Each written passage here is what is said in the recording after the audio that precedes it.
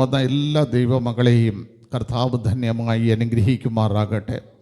കഴിഞ്ഞ 6 ദിവസങ്ങൾ ഹല്ലേലൂയ സ്തോത്രം നമ്മൾ വിവിധ വിഷയങ്ങളിൽ ഭാരപ്പെട്ടും വേദനിച്ചും ചില വിഷയങ്ങൾക്ക് പരിഹാരം കാണാതെയും ചില വിഷയങ്ങൾക്ക് പരിഹാരം കണ്ടുകൊണ്ടും ഹൃദയത്തിൻ്റെ അകത്തളങ്ങളിൽ കർത്താവേ നീ ഇത് കാണുന്നില്ലയോ എന്ന് ചോദിച്ചും ആയിരുന്ന അനുഭവങ്ങളിൽ നിന്ന് ആലയത്തിൽ കടന്നു വന്ന ഹല്ലേലൂയ ദൈവസന്നിധിയിൽ ഹൃദയത്തെ പകരുന്ന എല്ലാ ദൈവമക്കൾക്കും കർത്താവിൽ നിന്നുള്ള ആശ്വാസവും സമാധാനവും ഇന്ന് പകൽക്കാലം ലഭിക്കുമാറാകട്ടെ. സത്യമായിട്ടും ഹൃദയം നുറുങ്ങിയവർക്ക് യഹോവ സമീപസ്ഥൻ, മനസ്സ് തകർന്നവരെ അവൻ രക്ഷിക്കുന്നു എന്ന് തിരുവചനം പറയുന്നു.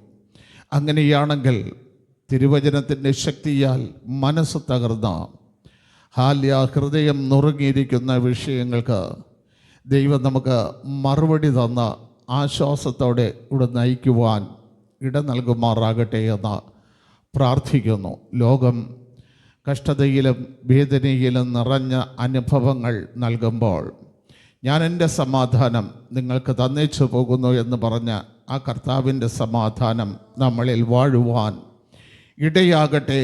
ഹല്ലേലൂയ സ്തോത്രം. ദൈവം അതിനായിട്ട് നമ്മെ സഹായിക്കുമാറാകട്ടെ. ഹല്ലേലൂയ സ്തോത്രം. നമ്മൾ 29-ാം സങ്കീർത്തനമാണ് വായിച്ചത്. 29-ാം സങ്കീർത്തനത്തിൻ്റെ വലിയ പ്രത്യേകത 28-ാം സങ്കീർത്തനത്തിൽ ദാവീദ് പറഞ്ഞു, നീ മൗനമായാൽ ഞാൻ കുഴിയിലിറങ്ങും. ഇവിടെ ദൈവം ശബ്ദിക്കുകയാണ്. മൗനമായാൽ കുഴിയിലിറങ്ങുമെന്ന് പറഞ്ഞതുകൊണ്ട് ദാവീദിന് വേണ്ടി ദൈവം ശബ്ദിക്കുന്നു. ദൈവം ശബ്ദിക്കുമ്പോൾ എന്തൊക്കെ ആ ശബ്ദത്തിൻ്റെ മുമ്പിൽ വഴിമാറി കൊടുക്കുന്നു എന്ന് തിരുവചനം നമ്മെ പഠിപ്പിക്കുന്നു. ഹല്ലേലൂയ സ്തോത്രം. പെരുവെള്ളത്തിൽ യഹോവയുടെ മഹത്വം വെളിപ്പെടുത്തുന്നു. അതായത് ഹല്ലേലൂയ സ്തോത്രം, മുമ്പോട്ട് പോകുവാൻ കഴിയാതെ വണ്ണം തടഞ്ഞു നിൽക്കുന്ന വിഷയത്തിൻ്റെ നടുവിൽ ദൈവത്തിൻ്റെ ശബ്ദം അവിടെ മോശയുടെ മുമ്പിൽ മുഴങ്ങിയപ്പോൾ ഹല്ലേലൂയ സ്തോത്രം ആ വെള്ളം ചിറ പോലെ അവർക്ക് സംരക്ഷണമായി മതിലായി നിന്നു. പ്രതികൂലത്തെ മതിലാക്കി മുമ്പോട്ട് പോകുന്ന ആ ദൈവത്തിൻ്റെ ശബ്ദം ഹല്ലേലൂയ സ്തോത്രം മുഴങ്ങേണ്ടതിനാണ് ദാവീദ് 28-ാം സങ്കീർത്തനത്തിൽ പ്രാർത്ഥിച്ചത്. നീ മൗനമാകരുത്, നീ മൗനമായാൽ ഞാൻ കുഴിയിലിറങ്ങും. കാരണം എൻ്റെ ജീവിതത്തിൽ മുമ്പോട്ട് കടന്നു പോകാൻ കഴിയാതെ വണ്ണം ചില പ്രതികൂലങ്ങളുടെ നടുവിലാണ്. ഇവിടെ 5-ാം വാക്യത്തിൽ പറഞ്ഞു, യഹോവയുടെ ശബ്ദം ദേവദാരുക്കളെ തകർക്കുന്നു. ഹല്ലേലൂയ സ്തോത്രം. ദേവദാരു എന്ന് പറയുന്നത് രാജകീയ വൃക്ഷമായിട്ടാണ് വേദപുസ്തകത്തിൽ ചരിത്രം പഠിപ്പിക്കുന്നത്. അത് രാജാക്കന്മാരുടെ അരമനയിലും ആലയത്തിലും പണിക്കും വേണ്ടി എടുക്കപ്പെടുന്ന വൃക്ഷം. എത്ര തന്നെ അധികാരവൃന്ദങ്ങൾ നിനക്ക് വിരോധമായി നിന്നാലും, എത്ര തന്നെ ആധിപത്യങ്ങൾ നിന്നെ തകർക്കുവാൻ നോക്കിയാലും, ദൈവത്തിൻ്റെ ശബ്ദമൊന്ന് അവിടെ മുഴങ്ങിയാൽ ആ അധികാരവൃന്ദങ്ങളെ അല്ലെങ്കിൽ ആ ആധിപത്യങ്ങളെ തകർക്കുന്ന ദൈവത്തിൻ്റെ ശബ്ദം ഒന്ന് മുഴങ്ങണമേ എന്നാണ് ദാവീദിൻ്റെ പ്രാർത്ഥന. ഇന്ന് പകൽക്കാലം അതുപോലെ നമ്മളും ദൈവസന്നിധിയിൽ ദൈവമേ ആ അധികാരത്തിൻ്റെ ശബ്ദം എന്നെ കേൾപ്പിക്കണം. പൗലോസ് പറയുകയാണ്, പഴയ നിയമം മുഴുവനും പിതാവ് നമ്മളോട് സംസാരിച്ചു, അല്ലേ? എബ്രായ ലേഖനം 1-ാം അധ്യായം അതിൻ്റെ 1-ാം വാക്യത്തിൽ ഹല്ലേലൂയ സ്തോത്രം അവിടെ എഴുതിയിരിക്കുന്നു. ഒന്ന് വായിച്ചേ.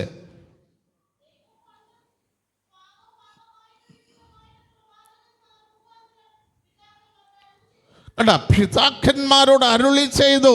പിതാവാകുന്ന ദൈവം അരുളി ചെയ്തു. അടുത്ത് ഈ അന്ത്യകാലഘട്ടത്തിൽ പുത്രൻ മുഖാന്തരം അരുളി ചെയ്യുന്നു. ദൈവത്തിൻ്റെ ശബ്ദം ദേവദാരുവിനെ തകർക്കുന്നതാണെങ്കിൽ, ദൈവത്തിൻ്റെ ശബ്ദം, പിതാവാകുന്ന ദൈവത്തിൻ്റെ ശബ്ദം പെരുവെള്ളത്തിൻ്റെ ഇരച്ചിൽ പോലുള്ള ശബ്ദമാണെങ്കിൽ, പുത്രൻ്റെ ശബ്ദം അതല്ല. ശത്രുവിനെ പോലും മിത്രമാക്കുന്ന സൗമ്യതയുടെ ശബ്ദം. തന്നെ പിടിക്കാൻ വന്ന ചേവകർ തിരിച്ച് അഹല്യാസദ്രം മഹാപുരോഹിതൻ്റെ അടുക്കലെത്തുമ്പോൾ മഹാപുരോഹിതൻ ചോദിക്കുന്നു, അവനെ പിടിച്ചുകൊണ്ട് വരാത്തതെന്ത്? മഹാപുരോഹിതനോട് ചേവകർ പറയുന്നൊരു വാക്കുണ്ട്, അവൻ സംസാരിക്കുന്നത് പോലെ ഇത്രയും സൗമ്യമായി ഭൂലോകത്തിൽ ആരും സംസാരിക്കുന്നത് ഞങ്ങൾ കേട്ടിട്ടില്ല എന്ന്. അപ്പോൾ മഹാപുരോഹിതൻ ചോദിക്കുന്നു, നിങ്ങളും അവൻ്റെ പക്ഷത്ത് ആയിപ്പോയോ? അപ്പം പുത്രൻ്റെയും പിതാവിൻ്റെയും ശബ്ദങ്ങൾക്ക് തമ്മിലുള്ള വ്യത്യാസം നമ്മൾ മനസ്സിലാക്കണം. പിതാവിൻ്റെ ശബ്ദം ആല്യാസ്തോത്രം ദേവദാരുവിനെ തകർക്കുന്നതാണെങ്കിൽ, പുത്രൻ്റെ ശബ്ദം ഒന്നിപ്പിക്കുന്നതാണ്.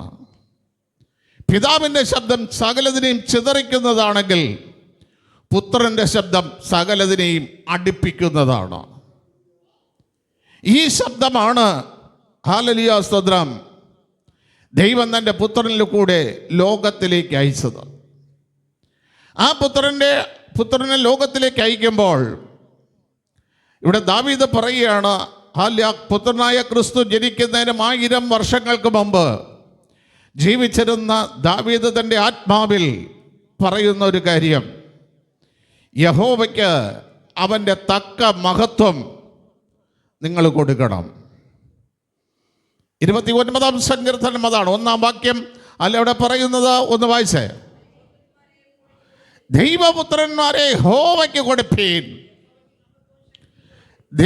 യഹോവയ്ക്ക് മഹത്വം കൊടുക്കണം, ശക്തി കൊടുക്കണം. ഞാൻ പറയട്ടെ, നമ്മുടെ ഇടയിൽ പാർത്ത ദൈവത്തിന്, കർത്താവിനെ ഒരു മഹത്വം ആരും എന്ത് ചെയ്തില്ല, കൊടുത്തില്ല.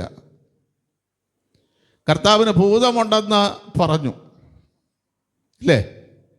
കർത്താവിനെ ചൊല്ലി ഭിന്നത സഭയ്ക്കകത്ത് വന്നു. നീ ഒരു ശമരിയൻ, യഹൂദനല്ല, നീ ഒരു ശമരിയൻ എന്ന് പറഞ്ഞ് കർത്താവിനെ ജാതി പറഞ്ഞ് ആക്ഷേപിച്ചു. മഹത്വം കൊടുക്കേണ്ടടുത്ത് നിന്നയും പരിഹാസവും ഏറ്റുവാങ്ങും എന്ന് ദാവീദ് 1000 വർഷങ്ങൾക്ക് മുമ്പ് പറയുകയാണ്. ആര് അവന് തക്ക മഹത്വം കൊടുക്കുന്നുവോ, കർത്താവിന് ആര് മഹത്വം കൊടുക്കുന്നുവോ, അവരുടെ ജീവിതത്തിൽ ചിതറിയതിനെ ദൈവം അടുപ്പിക്കും, തകർന്നതിനെ ദൈവം പണിയും. ഹല്ലേലൂയ സ്തോത്രം. മനസ്സ് നുറുങ്ങിയിരിക്കുന്ന വിഷയങ്ങൾക്ക് തക്ക മഹത്വം കൊടുത്താൽ വിടുതൽ നമുക്ക് പ്രാപിക്കാൻ കഴിയും. ഞാൻ പറയട്ടെ, ഹല്ലേലൂയ സ്തോത്രം ചെയ്യുന്നു. കർത്താവ് പഴയ നിയമത്തിൽ ലേവ്യ പുസ്തകത്തിൽ പറയുന്നത് 20-ാം അധ്യായത്തിൽ പറയുന്നു, ഞാൻ വിശുദ്ധനാകിയാൽ നിങ്ങളും വിശുദ്ധരായിരിക്കും. പുതിയ നിയമത്തിൽ കർത്താവ് ഹല്ലേലൂയ സ്തോത്രം 1 പത്രോസിൻ്റെ ലേഖനം 1-ാം അധ്യായം 18-ാം വാക്യത്തിലും അത് തന്നെയാണ് പറയുന്നത്. അത് തന്നെയാണ് പറയുന്നത്. ആ വിശുദ്ധി നമുക്ക് തരുവാനായിട്ട് 1 കൊരിന്ത്യർ ലേഖനം 6-ാം അധ്യായം അതിൻ്റെ 9-ാം വാക്യം വായിക്കുമ്പോൾ, ഒന്ന് വായിച്ചോ, 1 കൊരിന്ത്യർ ലേഖനം 6-ാം അധ്യായം അതിൻ്റെ 9-ാം വാക്യം. അതിൽ അവൻ്റെ ആത്മാവിനാൽ നമ്മെ കഴുകി, 11-ഓ 12-ആ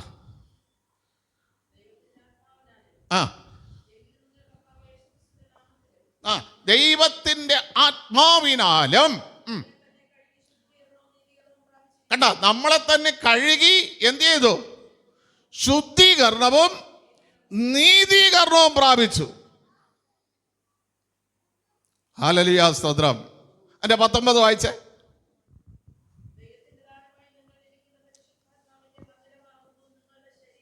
നോക്കണമേ, ദൈവത്തിൻ്റെ ആത്മാവിനാൽ നമ്മളെ കഴുകിക്കളഞ്ഞപ്പോൾ നമ്മുടെ ശരീരത്തിൽ ഇപ്പം എന്താണ് ഇരിക്കുന്നത്? ദൈവത്തിൻ്റെ പരിശുദ്ധാത്മാവ് നമ്മുടെ ശരീരത്തിലിരിക്കുന്നു. പരിശുദ്ധാത്മാവ് നമ്മുടെ ശരീരത്തിലിരിക്കുന്നു. ഈ ആത്മാവ് നമ്മളിൽ ഇരിക്കുമ്പോൾ വായിച്ച കണ്ട, ഈ ആത്മാവ് കൊണ്ട് നമ്മളെ എന്ത് ചെയ്തു? വിലയ്ക്ക് വാങ്ങി. അതാ വെള്ളിയാഴ്ച ഞാൻ പറഞ്ഞ മറിയെ ദൈവം എന്ത് ചെയ്തു? വിലയ്ക്ക് വാങ്ങി. കർത്താവിൻ്റെ ആത്മാവിനാലും ശക്തിയാലും വിലയ്ക്ക് വാങ്ങി. അവൾക്കൊരു ബദ്ധപ്പാടുണ്ടായിരുന്നു. തൻ്റെ ജീവിതത്തിൽ വന്ന ആത്മാവിനെ, ഹല്ലേലൂയ സ്തോത്രം, എവിടെയൊക്കെയോ മരവിച്ച് കിടക്കുന്ന ജീവിതത്തെ ഒന്ന് തുള്ളിക്കാനുള്ള ബദ്ധപ്പാട്. നമ്മുടെ ജീവിതത്തിൽ അതുണ്ടോ? നമ്മുടെ ജീവിതത്തിൽ അതുണ്ടോ ആ ബദ്ധപ്പാട്? ഹല്ലേലൂയ സ്തോത്രം. നിങ്ങളുടെ ശരീരത്തിൽ ഇരിക്കുന്നത് കൊണ്ട് വായിച്ചേ, ഇനി നമുക്കുള്ളവരല്ല നമ്മള്, ഇനി ആക്കുള്ളവരല്ല നമ്മള്, നമുക്കുള്ളവരല്ല നമ്മള്. നമ്മുടെ ശരീരത്തിനകത്തിരിക്കുന്ന ആത്മാവ് പറയും പോലെ ജീവിക്കണം. നമ്മളെ ഇഷ്ടത്തിന് നമുക്ക് ജീവിക്കാൻ അധികാരമില്ല. നമ്മുടെ ഇഷ്ടത്തിന് നമുക്ക് ജീവിക്കാൻ അധികാരമില്ല. അത് സ്നാനപ്പെട്ട ഒരു വ്യക്തിക്കും അധികാരമില്ല നമ്മളെ ഇഷ്ടത്തിന് ജീവിക്കാൻ. പഴയ നിയമത്തിൽ കേട്ട ശബ്ദം, ആദ്യമായിട്ട് ദൈവം വിളിച്ച ശബ്ദം, അതാ നീ എവിടെ? പുതിയ നിയമത്തിൽ കേട്ട ശബ്ദം, ഇവരിൽ ഞാൻ പ്രസാദിച്ചിരിക്കുന്നു. മനസ്സിലായ? എവിടെയെന്ന് ചോദിച്ച മനുഷ്യനെ ദൈവം പുതിയ നിയമത്തിൽ കൊണ്ടുവന്ന് എന്ത് ചെയ്തു? പ്രസാദിപ്പിക്കുന്ന അനുഭവത്തിൽ കൊണ്ടുവന്നു. ആ അനുഭവത്തിൽ കൊണ്ടുവരാൻ കാരണം ദൈവത്തിൻ്റെ നീതി പ്രവർത്തിച്ചതുകൊണ്ട്. ദൈവത്തിൻ്റെ നീതി, കർത്താവ് പറയുന്നത് ഇങ്ങനെ നമുക്ക് സകലതും പിതാവിൻ്റെ നീതി നിവർത്തിക്കാം. ഈ നിവർത്തിക്കാം എന്ന് പറഞ്ഞപ്പോൾ സ്വർഗത്തിൽ നിന്ന് എന്ത് ചെയ്തു? ആത്മാവ് പ്രാവുന്ന രൂപത്തിൽ ഇറങ്ങി അവന്റെ മേൽ വന്നു. വന്നപ്പോൾ അവിടെ ഒരു വലിയ ശബ്ദം കേട്ടു, ഇവൻ എൻ്റെ പ്രിയപുത്രൻ, ഇവനിൽ ഞാൻ പ്രസാദിച്ചിരിക്കുന്നു. പഴയ നിയമത്തിൽ കേട്ട ശബ്ദം, നീ എവിടെ? ഇവിടെ പ്രസാദിപ്പിക്കുന്ന ശബ്ദം. ഈ ശബ്ദം, പ്രസാദിപ്പിക്കുന്ന ശബ്ദം നമ്മളിൽ വരണമെങ്കിൽ നമ്മൾ നമുക്കുള്ളവരല്ല, നമ്മുടെ അകത്തിരിക്കുന്ന ആത്മാവിനുള്ളവരായി നമ്മൾ ജീവിക്കണം. അടുത്ത വായിച്ച കണ്ടാ, ദാവീദ് പറഞ്ഞ തക്ക മഹത്വം കൊടുക്കായി. ഇവിടെ പരിശുദ്ധാത്മാവ് പറയുന്നത് എന്താണ്? നിങ്ങളുടെ ശരീരം കൊണ്ട്, നിങ്ങളുടെ ശരീരം കൊണ്ട് ദൈവത്തിന് തക്ക മഹത്വം എന്ത് ചെയ്യണം? അതായത് ഞാൻ വെള്ളിയാഴ്ച പറഞ്ഞു കുളിക്കാതെ ആരും പള്ളിയിൽ വരരുതെന്ന്. അപ്പോൾ ലളിത സിസ്റ്ററിന് സംശയമായിരുന്നു. ഹല്ലേലൂയ സ്തോത്രം. എനിക്കറിയാം ഈ വചന, ഈ സങ്കീർത്തനത്തിൽ അതിൻ്റെ പൊരുളുണ്ടെന്ന് എനിക്കറിയാം.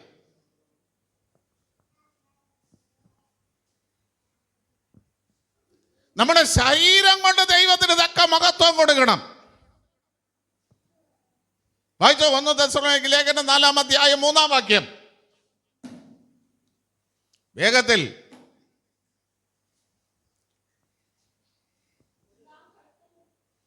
തെസ്സലോനിക്ക ലേഖനം 4-ാം അധ്യായം 3-ാം വാക്യം. ദൈവത്തിന്റെ ഇഷ്ടമോ നിങ്ങളുടെ ശുദ്ധീകരണം തന്നെ. നിങ്ങൾ ദുർനടപ്പ് വിട്ടൊഴിഞ്ഞ്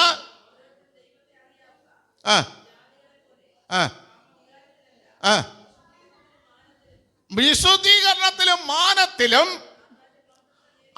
നമുക്കൊരു അവകാശ പാത്രമുണ്ട്. അവകാശ പാത്രമുണ്ട്, നമുക്ക് അവകാശപ്പെട്ട പാത്രം. ഈ പാത്രം നമ്മളെ കയ്യിൽ വരണമെങ്കിൽ നമ്മൾ എന്ത് ചെയ്യണം? വിശുദ്ധീകരണത്തിലേ വരുള്ളൂ.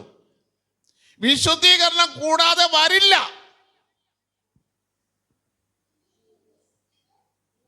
വിശുദ്ധീകരണത്തിലേ വരുള്ളൂ. വായിച്ചോ സിസ്റ്റർ, താഴോട്ട് വായിച്ചേ, 7 വരെ വായിച്ചോ.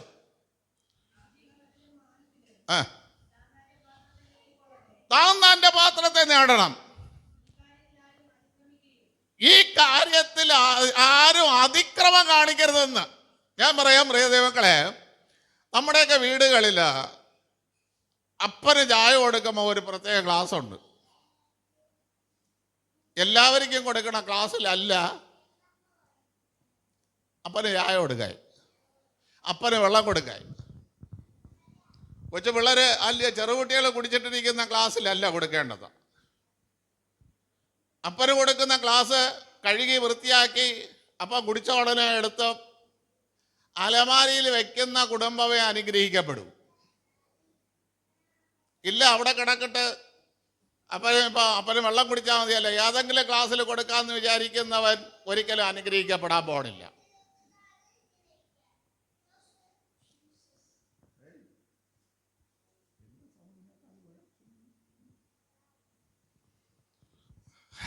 സ്തോത്രം.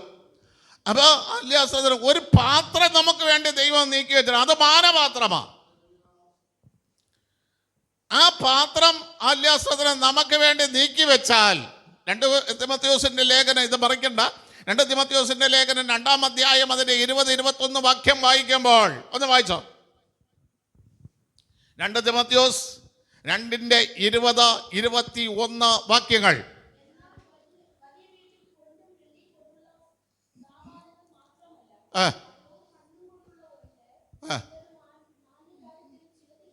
അല്ല, ചിലത് മാന്യകാര്യത്തിലും ചിലത് ഹീനകാര്യത്തിലും ഉപയോഗിക്കുന്നു. മാന്യകാര്യത്തിൽ വായിച്ചോ, താഴോട്ട് വായിച്ചോ.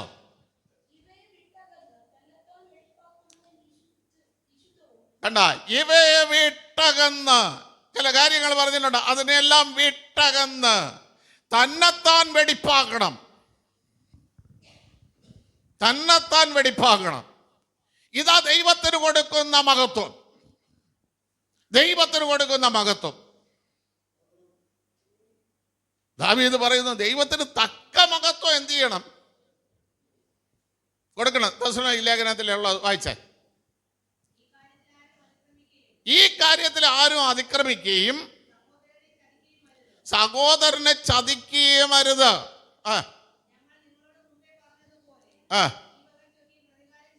കണ്ട, ശുദ്ധീകരണം പ്രാപിച്ചില്ലെങ്കിൽ നമുക്ക് എന്ത് കിട്ടും? പറ. പ്രതികാരം, ദൈവത്തിൽ നിന്ന് പ്രതികാരം. ദൈവത്തിന്റെ പരിശുദ്ധാത്മാവിനെ ദുഃഖിപ്പിച്ചാൽ ദൈവം ശത്രുവായി മാറുമെന്ന യെശയ്യാവ് 63:9 ഇല്ലേ? ശത്രുവായി മാറും. ഇവിടെ ദൈവം പറയണു, വിശുദ്ധീകരിക്കാതെ ആലയത്തിൽ ഒരാൾ വന്നാൽ ദൈവം പ്രതികാരം ചെയ്യുമെന്ന്. മഹത്വം കൊടുക്കണം, ദൈവത്തിന് തക്ക മഹത്വം കൊടുക്കണം. വായിച്ചോ.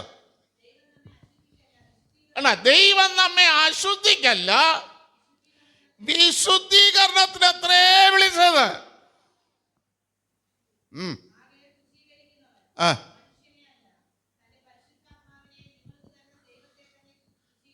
കണ്ടാ, പിടികിട്ടിയാ നിങ്ങൾക്ക്? വിശുദ്ധീകരണം കൂടാതെ വരുന്നവൻ ആരെ തുച്ഛീകരിക്കുന്നു? ദൈവത്തിന്റെ പരിശുദ്ധാത്മാവിനെ തുച്ഛീകരിക്കുന്നു, അപമാനിക്കുന്നു, അപമാനിക്കുന്നു. എന്നെ അപമാനിക്കുന്നവൻ അനുഗ്രഹിക്കണമെന്ന് എനിക്ക് തോന്നുന്നു.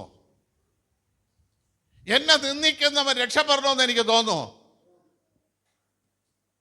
അങ്ങനെയാണെങ്കിൽ ദൈവത്തിന്റെ പരിശുദ്ധാത്മാവ് ലോകത്തിലേക്ക് തരുവാൻ വേണ്ടി കാൽവരി മുതൽ ഗത്സമന മുതൽ കാൽവരി വരെ പീഡനമേറ്റ് തൻ്റെ ആത്മാവിനെ പിതാവിൻ്റെ തൃക്കരങ്ങളിൽ ഏൽപ്പിച്ച, പിതാവെ നിനക്കിഷ്ടമുള്ളവർക്ക് അതിൻ്റെ ആത്മാവിനെ പകർന്നു കൊടുക്കുവാനായിട്ട് തൻ്റെ ആത്മാവിനെ പിതാവിൻ്റെ കരങ്ങളിൽ ഏൽപ്പിച്ച കർത്താവ് പ്രതികാരം ചെയ്യില്ലേ? പ്രതികാരം ചെയ്യുവാൻ ചെയ്യില്ലയോ? പുതിയ നിയമത്തിലും പറഞ്ഞിട്ടുണ്ട്, പ്രതികാരം എനിക്കുള്ളത്, ഞാൻ ചെയ്യും. ദൈവത്തിന് തക്ക മഹത്വം കൂടെ. നിങ്ങൾക്കറിയാം, ശലോമോന്റെ മേലെ ദൈവത്തിന്റെ ആത്മാവ് വസിച്ചു, ദൈവത്തിന്റെ ജ്ഞാനം വസിച്ചു. ആ ജ്ഞാനം വസിച്ചപ്പോൾ ഹല്ലേലൂയ സ്തോത്രം, ശലോമോനെ ശേബാരാജ്ഞി കാണാൻ വന്നു. ശേബാരാജ്ഞി കാണാൻ വന്ന വായിച്ചോ. 1 രാജാക്കന്മാരുടെ പുസ്തകം 10-ാം അധ്യായം 1-5 വരെയുള്ള വാക്യം വായിരും. 10-ന്റെ 1-5 വരെയുള്ള വാക്യം. ആ ആ ആ അണ്ടാ അവള് വന്നേക്കണ ശലോമോനെ കാണാൻ അതിമഹത്തായ പരിവാരത്തോടും സുഗന്ധവർഗവും ആ യെരൂശലേമിൽ വന്നു. ആ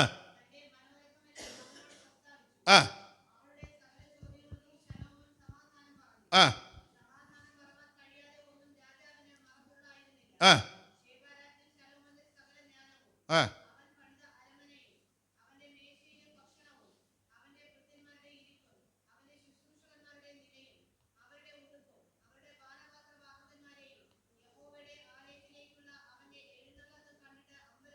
കണ്ട നമ്മളെ വിക്ടർ പാസ്റ്ററുടെ വീട് ടെറസ് വാർത്തിരിക്കുന്നത് കമ്പി കൊണ്ടല്ല. നമ്മളെയൊക്കെ വീട് ടെറസ് വാർക്കണമെങ്കിൽ എന്ത് വേണം? കമ്പി വെച്ചാ വാർക്കുന്നത്. പുള്ളി ആല്യാസ്തോത്രം ചെയ്ത് കമ്പി കൊണ്ടല്ല വാർത്തിരിക്കുന്നത്. അപ്പം ആ വീട് വാങ്ങിച്ച് പൊളിച്ചപ്പോഴാണ് എല്ലാവർക്കും മനസ്സിലായ മുളഞ്ചീളിയാണെന്ന്. പുള്ളി എഞ്ചിനീയർ ആയിരുന്നു, പുള്ളിക്ക് അതിൻ്റെ ടെക്നീഷ്യൻ അറിയാം. അത് വെച്ച് പുള്ളി എന്ത് ചെയ്തു? എന്നാൽ ഭയങ്കര മോഡലുമാണ്. അകത്ത് നോക്കിയാൽ റൗണ്ട് റൗണ്ട് റൗണ്ട്. ഞാനും അന്താ വിട്ടുപോയി. അണ്ണൻ പറഞ്ഞപ്പോഴാണ് ഞാൻ ചോദിക്കുന്നത്, അത് എങ്ങനെ ഇങ്ങനെ വാർക്കാൻ കഴിഞ്ഞു എന്ന്.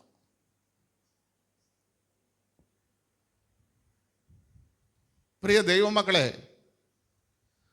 ദൈവത്തിന് മഹത്വം കൊടുക്കുമ്പോൾ ദൈവം ആ പണി ചെയ്യാൻ എന്ത് കൊടുക്കും? ദിവ്യാത്മാവ് കൊടുക്കും, ജ്ഞാനാത്മാവ് കൊടുക്കും.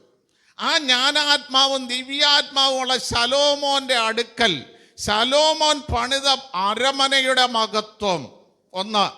രണ്ട്, ശലോമോന്റെ അടുത്ത് നിൽക്കുന്നവരുടെ വസ്ത്രധാരണം. നമുക്കെന്ത് വസ്ത്രധാരണം? ആലയത്തിൽ പോകണമെന്ന് പറയത്തക്ക രീതിയിലുള്ള വസ്ത്രധാരണമാണോ നമുക്കുള്ളത്? ആ വസ്ത്രധാരണം. മൂന്ന്, അവരുടെ നടപ്പ്. നാല്, ശലോമോന്റെ എഴുന്നള്ളപ്പ്, ആലയത്തിലേക്ക് അവന്റെ വരവ്. ഇത് കണ്ടപ്പോൾ ശേബാരാജ്ഞി അന്തം വിട്ടുപോയെന്ന്. അവളെ നാട്ടിൽ എന്തില്ല ഇങ്ങനെ ഒരു സംഭവം ഇല്ല. ഈ മഹത്വം ദൈവത്തിൻ്റെ ആത്മാവുള്ളവന് കൊടുത്തെങ്കിൽ ദൈവത്തിന് എന്തുമാത്രം മഹത്വം കൊടുക്കണം നമ്മൾ? പറ. ഇത് ദൈവത്തിൻ്റെ ആത്മാവും ദൈവത്തിൻ്റെ ജ്ഞാനവും ഉള്ളവന് കൊടുത്ത മഹത്വം. അങ്ങനെയാണെങ്കിൽ ദൈവത്തിന് എന്ത് മഹത്വം നമ്മൾ കൊടുക്കണം? ഈ മഹത്വം കൊടുത്തില്ലെങ്കിൽ ഉണ്ടല്ല, അനീതി പ്രവർത്തിക്കുന്നവർ നമ്മുടെ ചുറ്റും ഉണ്ടാകും. ദൈവത്തിന് തക്ക മഹത്വം നമ്മൾ കൊടുത്തില്ല എങ്കിൽ അനീതി പ്രവർത്തിക്കുന്നവർ നമ്മുടെ ചുറ്റും വന്നുകൂടും. ദാവീദ് 6-ാം സങ്കീർത്തനത്തിൽ പറയുന്ന 8-ാം വാക്യത്തിൽ പറയുന്ന ഒരു കാര്യമുണ്ട്. അനീതി പ്രവർത്തിക്കുന്ന ഏവരെയും എന്നെ വിട്ടുപോകുവിൻ, യഹോവ എന്റെ കരച്ചിലിന്റെ ശബ്ദം കേട്ടു. അപ്പൊ അനീതി പ്രവർത്തിക്കുന്നവരുണ്ടെങ്കിൽ ദാവീദിന് എന്നും കരയാന് സമയമുള്ളൂ. അപ്പൊ തക്ക മഹത്വം കൊടുത്തില്ലെങ്കിൽ അനീതി പ്രവർത്തിക്കുന്നവർ ദാവീദിന്റെ അടുക്കൽ വന്നു കൂടുകയാണ്. തക്ക മഹത്വം കൊടുത്തപ്പോൾ ദൈവം ആദ്യം അനീതി പ്രവർത്തിക്കുന്നവരെ എന്ത് ചെയ്തു? ദാവീദിന്റെ അടുക്കൽ നിന്ന് നീക്കിയിട്ട് ദാവീദിന്റെ കരത്തിന്റെ ശബ്ദം ദൈവം കേട്ടു. മനസ്സിലായ? യിരെമ്യാ പ്രവാചകന്റെ പുസ്തകം 31-ാം അധ്യായം അതിന്റെ 16-ാം വാക്യത്തിൽ അതിന്റെ 15-ൽ പറയുന്നു, റാമിലിന്റെ ഒരു കരച്ചിൽ കേൾക്കുന്നു. റാഗേലിന്റെ കരച്ചിൽ തന്നെ. അവൾ മക്കളെ ചൊല്ലി കരയുന്നു. വായിച്ചോ?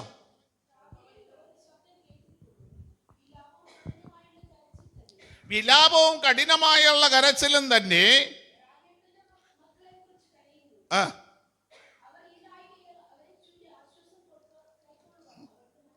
ആ, ദൈവം ഇപ്രകാരം അരുളി ചെയ്യുന്നു. ആ, അനീതി പ്രവർത്തിക്കുന്നവർ നമ്മുടെ ജീവിതത്തിൽ നിന്ന് വിട്ടുമാറിയാൽ നീ കരയണ്ട, നിന്റെ ശബ്ദം അടക്കിക്കോ, നിന്റെ കണ്ണുനീരിന് പ്രതിഫലം ദൈവം തരും. അനീതി പ്രവർത്തിക്കുന്നവർ നമ്മളെ കൂടെ ഉണ്ടെങ്കിൽ പ്രിയ ദൈവമക്കളെ, നമുക്ക് നിലവിളിക്കാനും കരയാനും അല്ലാതെ മറുപടി കിട്ടുമെന്ന് വിചാരിക്കരുത്. മറുപടി കിട്ടുമെന്ന് ചിന്തിക്കേ ചെയ്യരുത്. ദൈവം എന്ത് ചെയ്യില്ല? പ്രാർത്ഥന കേൾക്കില്ല. അനീതിയാ പ്രവർത്തനം. ഹല്ലേലൂയ, സ്തോത്രം. മർദ്ദോഖായി ഹല്ലേലൂയ സ്തോത്രം ചെയ്യുന്നു. ഞങ്ങളെ ഒരു വേദഭാഗത്തില് ഹല്ലേലൂയ സ്തോത്രം ചെയ്യുന്നു. നിങ്ങൾക്കറിയാം, അനീതി പ്രവർത്തിക്കുന്നവർ മാറുമ്പോൾ, നമുക്കറിയാം മിസ്രൈമിലായിരുന്നു മോശ. മിസ്രൈമിലായിരുന്നു മോശെ. അമ്മ പറഞ്ഞു, നിന്നെയാണ് മിസ്രൈമിലെ വീണ്ടെടുപ്പുകാരനായിട്ട് ദൈവം കണ്ടിരിക്കുന്നത്. അതുകൊണ്ട് നിന്നെ മിസ്രൈമിയുടെ പാല് പോലും കുടിക്കാൻ അനുവദിക്കാതെ ദൈവം എൻ്റെ പാല് തന്ന് നിന്നെ വളർത്തി, നിന്നെ വിശുദ്ധമായി വളർത്തി. മോശ ഹല്ലേലൂയ സ്തോത്രം ഇതൊക്കെ കേട്ട് വിശ്വസിച്ച് മിസ്രൈമിൽ അവിടെ ചെന്നപ്പോൾ കിട്ടിയ അനുഭവം എന്താണ്? പുതിയ നിയമത്തിൽ പറ. പുതിയ നിയമത്തിൽ ആ ഭാഗമുണ്ട്. സ്തെഫാനോസിന്റെ പ്രസംഗത്തിലുണ്ട് ആ ഭാഗം. ഇനി പറ.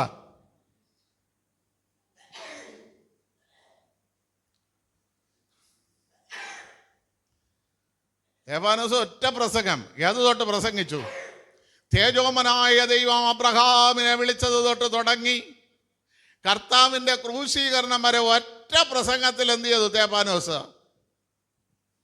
56 വാക്യങ്ങളിൽ കൂടെ പ്രസംഗിച്ച് തീർത്തു, മരിക്കുകയും ചെയ്തു. അതിനകത്ത് 7-ാം അധ്യായത്തിന്റെ 27-ാം വാക്യം മോശയെ കുറിച്ച് പറയുന്ന ഒരു കാര്യമാണ്. വായിച്ചോ.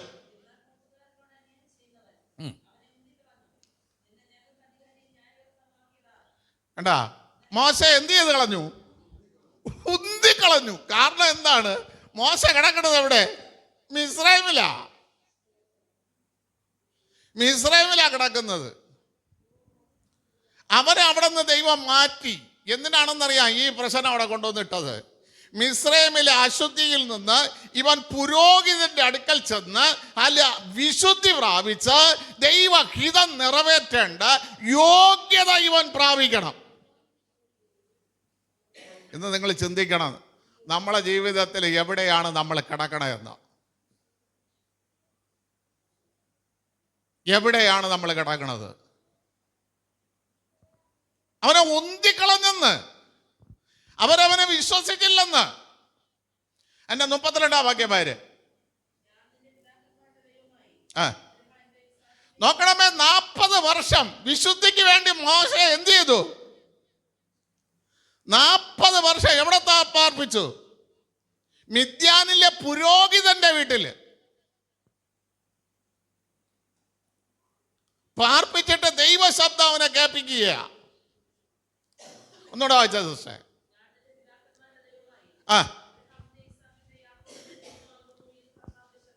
കണ്ടാ, 40 വർഷം കഴിഞ്ഞപ്പോഴാണ് കർത്താവിന്റെ ശബ്ദം.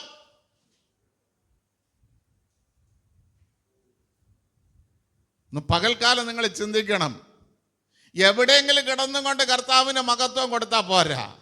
അശുദ്ധിയിൽ കിടന്നുകൊണ്ട് കർത്താവിന് മഹത്വം കൊടുത്താൽ കർത്താവ് തിരിഞ്ഞു പോലും എന്ത് ചെയ്യില്ല? നോക്കില്ല. അല്ല, അനീതി പ്രവർത്തിക്കുന്നവരെ ഇടയിൽ കിടന്നുകൊണ്ട് നീ കർത്താവിന് മഹത്വം കൊടുത്താൽ ദൈവം നിന്നെ മാനിക്കില്ല, നിന്റെ പ്രാർത്ഥന ശബ്ദം കേൾക്കില്ല. എന്നാൽ മിദ്യാനിയരുടെ പുരോഹിതന്റെ സ്ഥലത്തേക്ക് മോശയെ വിട്ട് അവിടെ കൊണ്ടിട്ട് 40 വർഷം കൊണ്ട് തന്നെ വിശുദ്ധീകരിച്ച് കഴിഞ്ഞപ്പോൾ അതാ ഒരു ദൈവ ശബ്ദം കേൾക്കുന്നു. ഞാൻ നിന്റെ പിതാക്കന്മാരുടെ ദൈവമാണ്. അത് മാത്രമല്ല, ഞാൻ അബ്രഹാമിന്റെ ദൈവം, ഇസ്ഹാക്കിന്റെ ദൈവം, യാക്കോബിന്റെ ദൈവം. കർത്താവിനെ ഈ ലോകത്തിലേക്ക് അയക്കുമ്പോൾ എന്തു കൊടുത്താണ് അയച്ചത്? എന്തു കൊടുത്തയച്ചു? 2 അധികാരങ്ങൾ കൊടുത്തെന്ന് ഞാൻ വെള്ളിയാഴ്ച പറഞ്ഞു. എന്താ? 1 ദാവീദിന്റെ സിംഹാസനവും, 2 യാക്കോബൻ ഗൃഹത്തിലെ രാജാവും.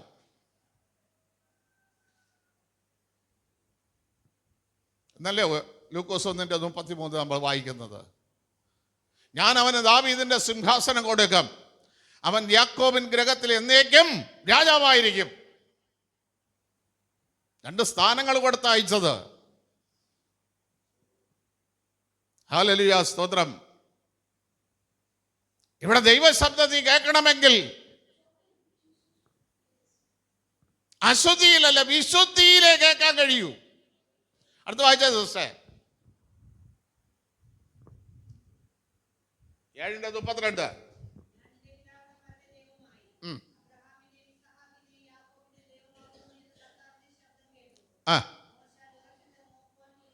നോക്കണമേ, മോശ വിറച്ചുപോയി. ഇന്നലെ വരെ കേൾക്കാത്തൊരു ശബ്ദം.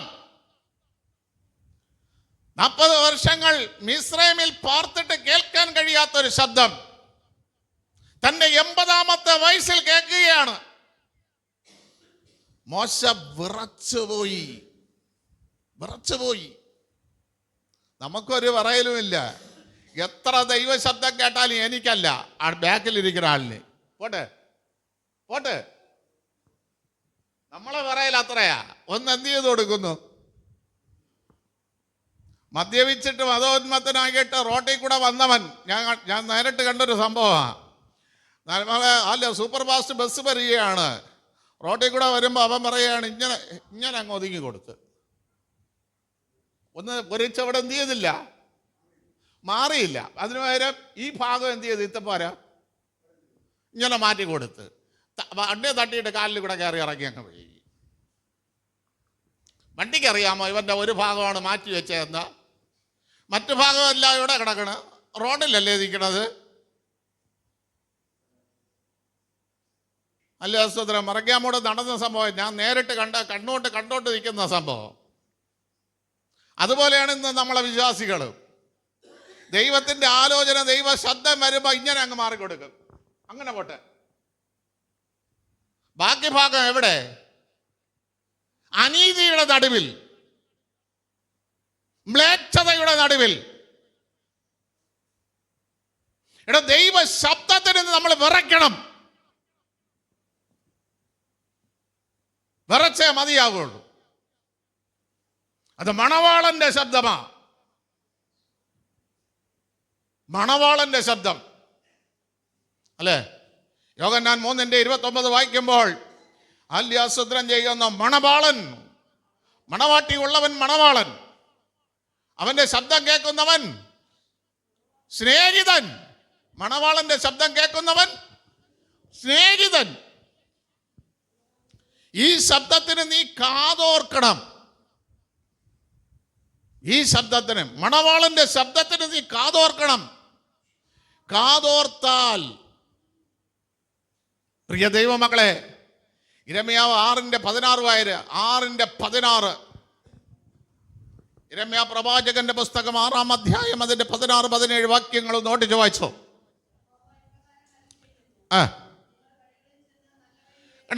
നിങ്ങൾ വഴികളിൽ ചെന്ന് നല്ല വഴി ഏതെന്ന് അതിൽ നടക്കണം. നല്ല വഴിയിൽ നടക്കണം. ഹല്ലേലൂയ. സ്കൂളിൽ പോകുമ്പോൾ പനങ്ങോട് വഴി വെങ്ങാനൂർ സ്കൂളിൽ വന്നാൽ ഏലയുണ്ട്.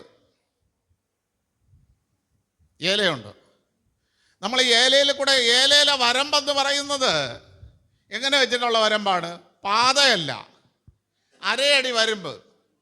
വീട്ടിൽ നിന്ന് ഇറങ്ങുമ്പോൾ അമ്മ പറയും, മക്കളെ വരമ്പാണ്, അതിൽ കൂടെ പോകുമ്പോൾ നീ ചർക്കി വീഴുന്ന ചെളിയാകും ഉടുപ്പില.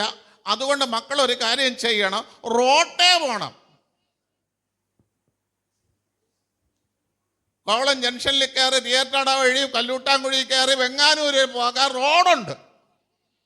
അവിടെ ആകുമ്പോൾ മക്കളെ ഒരു കുഴപ്പമില്ല, ഒരു ചെളിയും നിന്റെ ദേഹത്ത് എന്ത് ചെയ്യില്ല, തെറിക്കില്ല. ഞങ്ങൾ സമയം ലാഭിക്കാൻ വേണ്ടി ഒരൊറ്റ ഓട്ടം എവിടെ കൂടെ? വരമ്പിൽ കൂടെ. അവിടെ ചെല്ലുമ്പോൾ ഹാല്യാസ്തോത്രം ചെയ്യുന്നു. അല്ലാതെ ഞങ്ങളെ പഠിപ്പിക്കുന്ന സ്റ്റീവൻ സാറുണ്ട്. ഞങ്ങൾ ദൈവത്തിൻ്റെ മകനെന്നാണ് സാറിനെ വിളിച്ചുകൊണ്ടിരിക്കുന്നത്.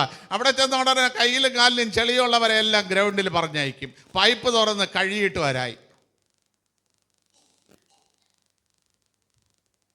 സുകുമാരൻ സാറുണ്ട്. വന്ന ഉടനെ 6ാം ക്ലാസ്സിൽ പഠിക്കുന്ന ഞങ്ങളെല്ലാം പല്ല് പിടിച്ച് നോക്കും. എവിടെയെങ്കിലും മഞ്ഞ അഴിച്ചിരിക്കുന്നെങ്കിൽ അവിടെ നിന്ന് ഉമിക്കരി എടുത്ത തേര്. ഇന്നങ്ങനെ ഉണ്ടാ? ഉമിക്കരി വെച്ചിട്ടുണ്ട് ക്ലാസ്സിൽ. 6C ഞാൻ പഠിച്ചത്. സുകുമാരൻ സാറ് വന്ന ഉടനെ ഉമിക്കരി എടുക്കും. ഇടാ വരിടാ, ഈ കാട്ടടാ. എവിടെയെങ്കിലും മഞ്ഞ ഇത്തപ്പുറമുണ്ടെങ്കിൽ പല്ല് തേപ്പിക്കും. സ്റ്റീവൻ സാറ് ചെളിയുണ്ടെങ്കിൽ ദേഹത്ത് കഴുകാൻ പറഞ്ഞയക്കും.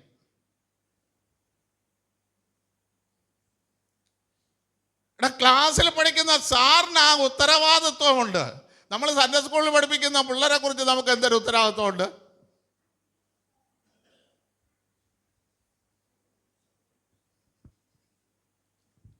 ഹല്ലേലൂയ, സ്തോത്രം.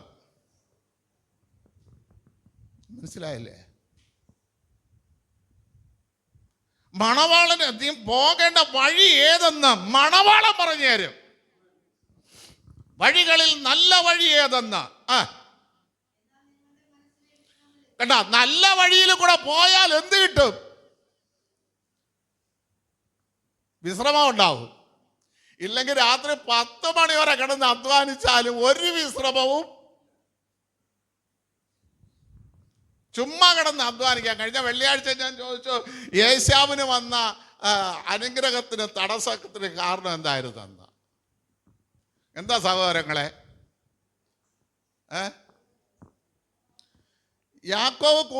യേശാവ് കൂടാരത്തിലല്ല, എപ്പോഴും റോന്തി ചുറ്റിക്കൊണ്ട് നടക്കുകയാണ്. ഇതേപോലെയാണ് പല ആണുങ്ങൾ. രാത്രി 10 മണിയായിരുന്നാലും വീട്ടിൽ എത്തൂല. 7 മണിക്ക് ശേഷം വീട്ടിൽ എത്താത്തതിന് റോന്തി ചുറ്റുന്നവന് യേശാവിനെ പോലെ നീടന്ന് കറങ്ങും. ചുമ്മയല്ല വീടെന്ന് പറയുന്ന ഒരു സാധനം തന്നിരിക്കുന്നത്. റോന്തി ചുറ്റാനല്ല, വീട്ടിൽ വരണം. മനസ്സിലായില്ലേ? യേശാവിന് കിട്ടിയ ആദ്യത്തെ അടി അതാ. യാക്കോബിന് കിട്ടിയ ആദ്യത്തെ അനുഗ്രഹം അവൻ കൂടാരവാസിയായിരുന്നു. ഞാൻ എപ്പോഴും എൻ്റെ മോനോട് പറയുന്നത്, നീ എൻ്റെ അനുഗ്രഹത്തെക്കാൾ നിൻ്റെ അമ്മയുടെ അനുഗ്രഹം മാറ്റോളണമെന്ന്. അമ്മയുടെ അനുഗ്രഹം ആശ്വാസവും, അപ്പൻ്റെ അനുഗ്രഹം ശാസനയും. ഏത് ഇഷ്ടപ്പെടണം? സ്തോത്രം. മനസ്സിലായില്ലേ? അമ്മയുടെ അനുഗ്രഹം ആശ്വാസം, അപ്പൻ്റെ അനുഗ്രഹം ശാസനയും. അപ്പൊ ഏത് പ്രിയപ്പെടണം നമ്മൾ? അമ്മയുടെ അനുഗ്രഹം. അമ്മ ആശ്വസിപ്പിക്കുമ്പോൾ മുട്ടിന്മേലിരുത്തി ലാളിക്കുക. വിഷയങ്ങൾക്ക് പരിഹാരം, സാന്ത്വനം. മുട്ടിന്മേല് കുഞ്ഞുങ്ങളെ കിടത്തിയിട്ട് മരിച്ചിനി അരിഞ്ഞിട്ടുള്ള എത്ര മാതാക്കൾ ഇതിനകത്തുണ്ട്?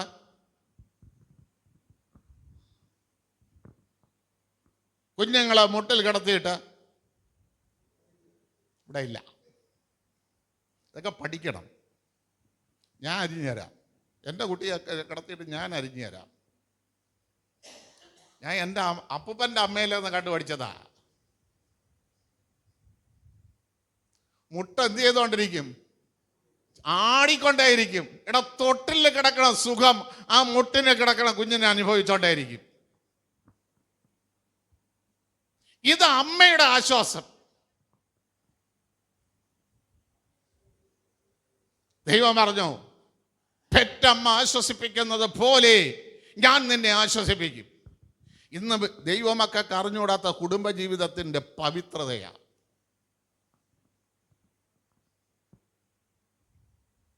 അതറിഞ്ഞാൽ നമ്മൾ വിജയിച്ചു. കുടുംബജീവിതത്തിൻ്റെ പവിത്രത അറിഞ്ഞാൽ വിജയിച്ചു. അറിയാത്തത് കൊണ്ടാണ് ഇന്ന് ഈ കിടന്ന് അനുഭവിക്കുന്ന സകല കഷ്ടതകളും. അതുകൊണ്ട് വഴികളിൽ ഏതാണ് നല്ല വഴിയെന്ന് നീ പിതാക്കന്മാരോട് ചോദിക്കണം.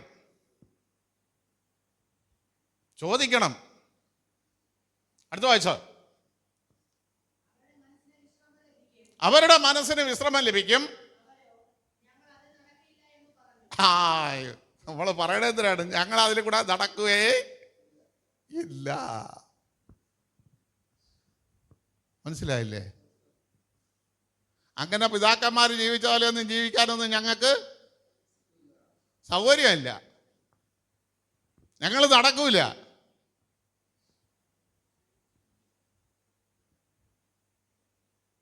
അടുത്ത് പിതാക്കന്മാരുടെ വഴിയിൽ നടന്നാൽ ഞാൻ നിങ്ങൾക്ക് കാവൽക്കാരെ ആക്കി വയ്ക്കും. കാവൽക്കാരെ ആക്കി വയ്ക്കും. ഞാൻ നിങ്ങൾക്ക് കാവൽക്കാരെ ആക്കി.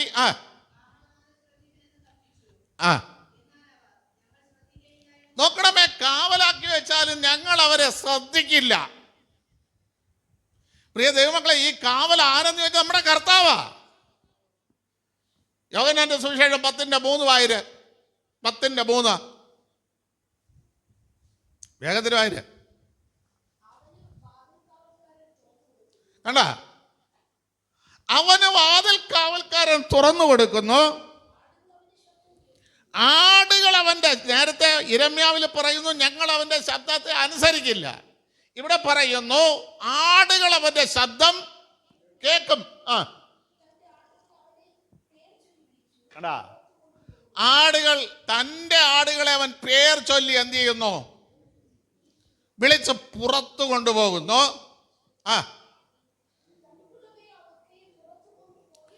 തനിക്കുള്ളവയൊക്കെയും പുറത്തു കൊണ്ടുപോയ ശേഷം കാവൽക്കാരൻ എന്ത് ചെയ്യുന്നുണ്ട്? അതിൻ്റെ മുമ്പേ നടക്കും, പിമ്പേ അല്ല. ഏത് പ്രതികൂലം വന്നാലും പ്രതിസന്ധി വന്നാലും കാവൽക്കാരൻ നേരിടും.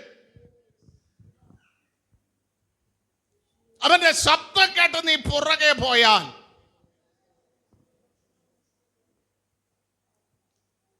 ആ കാവൽക്കാരൻ നിനക്കുണ്ട്.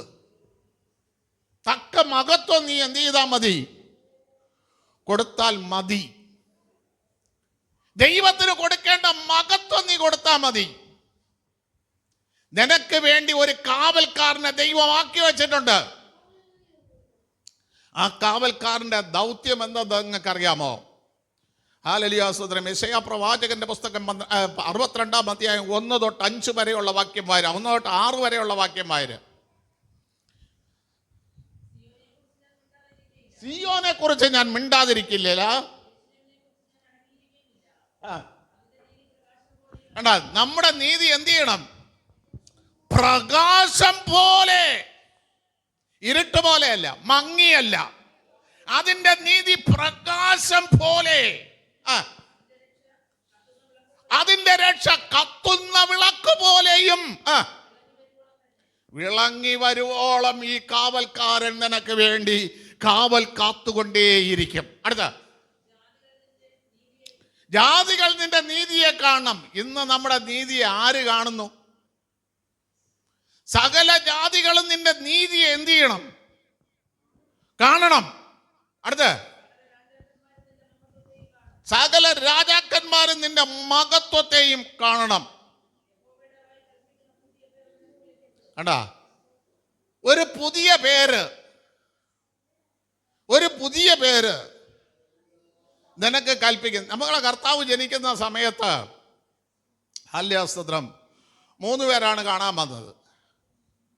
3 പേര് കാണാൻ വന്നപ്പോൾ ഒരുവൻ പറഞ്ഞു രാജാവ് പിറന്നു. അപ്പൊ രാജാവിന് കൊണ്ടുപോകാൻ എന്ത് ചെയ്യണം? പൊന്നെടുക്കണം. അപ്പം മറ്റവൻ പറഞ്ഞ് എടാ, രാജാവല്ല, പ്രവാചകനിലും വലിയ പ്രവാചകൻ ആണ് ജനിച്ചിരിക്കുന്നത്. പ്രവാചകനെ കാണാൻ പോകണമെങ്കിൽ എന്ത് ചെയ്യണം? കുന്തിരിക്കാൻ കൊണ്ടുപോകണം. ഇല്ല, മൂറ് കൊണ്ടുപോകണം. മൂറ്, പ്രവാചകന് മൂറാ.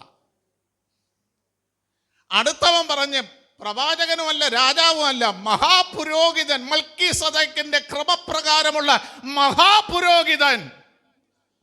അപ്പോൾ അവന് ഇടേണ്ടത് കുന്തിരിക്കം. ഇതൊക്കെ പഠിച്ചിട്ടുണ്ടാ? പഠിക്കേ. 3 പേർക്ക് 3 അനുഭവങ്ങൾ. രാജാവായിട്ട് മാത്രം പിറന്നെങ്കിൽ പൊന്ന് മാത്രമേ വരൂ. പ്രവാചകനായിട്ട് മാത്രം പിറന്നെങ്കിൽ അത് 3 മാത്രമേ വരൂ.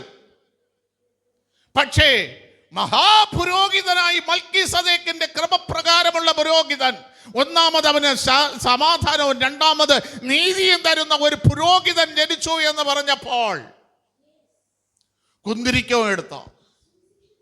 3 കൊണ്ട് കർത്താവിന്റെ കാൽച്ചുവട്ടിൽ വരുന്ന യാത്ര തിരിച്ച വിദ്വാൻമാർ നേരെ അവർക്കൊരു അടയാളം കൊടുത്തു, അല്ലേ? നക്ഷത്രം. ഇത് കുഞ്ഞിന്റെ മുകളിൽ ചെന്ന് നിൽക്കുന്ന പറഞ്ഞതാ. പക്ഷെ അവർ രാജാവായി പിറന്നവനല്ലേ. മാനുഷ്യമായി അവർ ചിന്തിച്ചു. അവർ കൊട്ടാരത്തിൽ എന്ത് ചെയ്തു? കയറിപ്പോയി. നമ്മുടെ മാനുഷ്യ ചിന്തയാണ് ലക്ഷ്യം തെറ്റിക്കുന്നത്.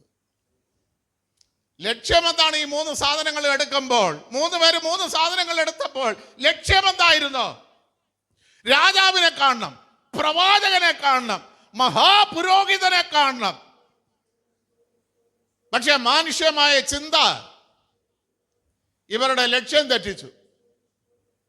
ഇന്ന് പകൽക്കാലം നിങ്ങളുടെ ജീവിതത്തിലും മാനുഷ്യമായ ചിന്ത മാറ്റിവെച്ച് ദൈവാത്മാവിന് കീഴടങ്ങി ദൈവിക ചിന്തകളിലേക്ക് വാ.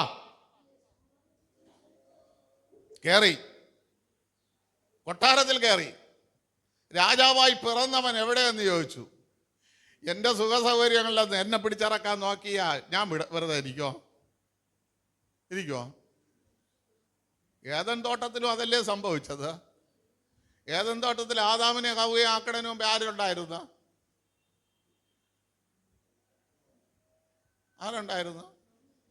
അരുണോദയപുത്രനായ ശുക്രൻ ഉണ്ടായിരുന്നു, അല്ലേ? നിന്റെ താമസം ഏദനിലായിരുന്നു. നിന്നിൽ അറിവുകേട് കണ്ടപ്പോൾ നിന്നെ വെട്ടി താഴെ ഇട്ടു. അവിടെ ഇപ്പം ആരെ കയറ്റിയിരുത്തി? ആദാമിനെ കയറ്റിയിരുത്തി. അവൻ ചുമ്മാ ഇരിക്കുമോ? മറ്റേ വെട്ടേറ്റ് വീഴുന്നവൻ. ഇവനെ എങ്ങനെ വലിച്ച് താഴെ ഇടണം?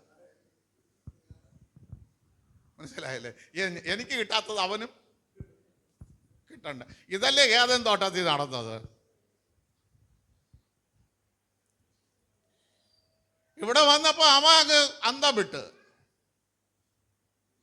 പക്ഷെ ദൈവമക്കള് പുറത്തിറങ്ങിയപ്പോൾ, കൊട്ടാരത്തിൽ നിന്ന് പുറത്തിറങ്ങിയപ്പോൾ 2-9 വാക്യം പറഞ്ഞ ഒരു നക്ഷത്രം വീണ്ടും കണ്ടു. നീ എവിടെയാണോ മാനുഷ്യ ചിന്തയിൽ കയറിപ്പോയത് അവിടെ നിന്ന് നീ തിരിച്ചിറങ്ങുമ്പോഴേ ഈ നക്ഷത്രം കാണൂ. മാനുഷ്യ ചിന്തയിൽ കൂടെ നീ എവിടെ കയറി പറ്റിയോ അവിടെ നിന്ന് നീ പുറത്തിറങ്ങിയാൽ നീ ആദ്യം കാണുന്നത് നക്ഷത്രത്തെ ആയിരിക്കും. മനസ്സിലായ? ഇന്ന് നമ്മൾ എവിടെ കിടക്കുകയാണ്? മാനുഷ്യ ചിന്തയിൽ കയറിപ്പോയ സ്ഥലത്ത് തന്നെ നമുക്കിപ്പോൾ അവിടെ വിടാൻ നിവർത്തിയില്ല. മാനുഷ്യ ചിന്തകൾ വിട്ടവർ പുറത്തിറങ്ങിയപ്പോൾ നക്ഷത്രം കണ്ടു. നക്ഷത്രം കണ്ടതുകൊണ്ട് കൊട്ടാരത്തിൽ കയറിയതിനേക്കാളും അവർ അത്യന്തം, കൊട്ടാരത്തിൽ കയറിയപ്പോൾ സന്തോഷമില്ല, പുറത്തിറങ്ങി വന്നപ്പോൾ സന്തോഷം. ചിലയിടത്തുനിന്നല്ല പുറത്തിറങ്ങ്, ചിലയിടത്തുനിന്നല്ല വിട്ടിറങ്ങുമ്പോൾ ആ പഴയ സന്തോഷത്തിലേക്ക് നിനക്ക് വരാം. ഇല്ലെങ്കിൽ ഒരിക്കലും ആ പഴയ സന്തോഷത്തിലേക്ക് നിനക്ക് കയറിപ്പറ്റാൻ കഴിയില്ല. കാരണം നീ ഇപ്പം നിൽക്കുന്ന ആത്മാവ്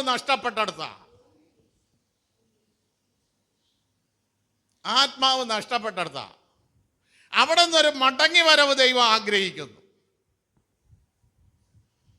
ഇന്ന് പകൽക്കാലം ആരുടെയൊക്കെ വ്യക്തമായിട്ടുള്ളൊരു ദൂത. നിങ്ങൾ ചോദിക്കും എവിടെ നിന്ന് മടങ്ങി വരണമെന്ന്. സ്വയം ചിന്തീര്, എവിടെ നിന്നാണ് നീ മടങ്ങി വരേണ്ടതെന്നാ സ്വയം ചിന്തീര്. നീ എവിടെ നിന്ന് മടങ്ങി വരാനുണ്ടെന്ന് നീ നിൽക്കുന്ന സ്ഥലത്തെ വന്ന് ചിന്തീര. നിന്റെ ഹൃദയം, നമ്മൾ ഇവിടെ നിൽക്കുമ്പോഴേ ഹൃദയം എവിടെ കിടക്കണേ? മിസ്രൈമിലായിരുന്നെങ്കിൽ അവിടെ നിന്ന് മീനുണ്ടായിരുന്നു, ചിറ്റുള്ളി ഉണ്ടായിരുന്നു, മത്തങ്ങ ഉണ്ടായിരുന്നു, ഇതല്ലേ ചിന്ത? നിൽക്കണത് ഇവിടെ. ചിന്ത മുഴുവനും എൻ്റെ മനസ്സിന് സ്വസ്ഥത കിട്ടില്ല, ഹൃദയത്തിന് സന്തോഷം കിട്ടില്ല. ഈ ചിന്ത വിട്ട് വെളിയിലോട്ട് വാ. ലൂക്കോസ് 3:5 വായിക്കുമ്പോൾ അവിടെ എഴുതിയിരിക്കുന്നത്, നീ എൻ്റെ രക്ഷയെ കാണും. നീ മാത്രമല്ല, സകല ജഡവും എൻ്റെ രക്ഷയെ കാണും. സകല ജഡവും എൻ്റെ രക്ഷയെ കാണും. ആ രക്ഷയെ കാണണമെങ്കിൽ വളഞ്ഞതെല്ലാം എന്ത് ചെയ്യണം? ചൊവ്വാവുമോ ഈ വർഷത്തിലെങ്കിലും?